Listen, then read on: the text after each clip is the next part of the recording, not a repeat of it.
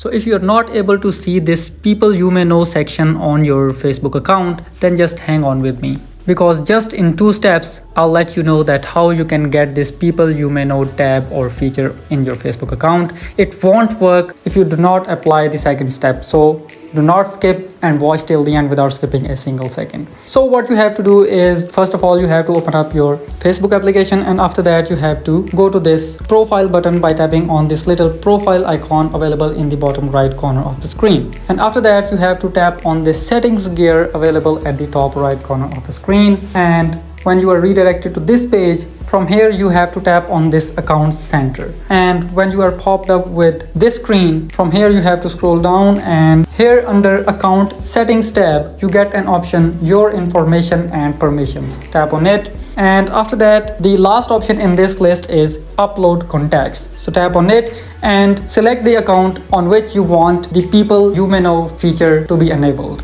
So for example, this is the first Facebook account. Tap on it, and after that just turn this upload contacts button on, and all of your contacts will be uploaded to your Facebook application. So this was the first step. You have to sync your saved contacts to Facebook. Now you are done with the first step. For the second step, you have to open Facebook application again, and after that go to your profile menu and tap on your profile name available at the top. And after that scroll down, and here you have to tap on this option right here, which is edit public details. So tap on this option, and after that you have to scroll down here, and here you have to provide as much information as you can to Facebook. For example, let's tap on this edit button, and here you have to provide your education, the school and the college you have studied in, and you can also provide your work details here, and you can provide the university. I just meant that you have to provide maximum information about you to Facebook. And after that just press the save button. Now after applying these 2 steps, Facebook will be knowing about you a lot,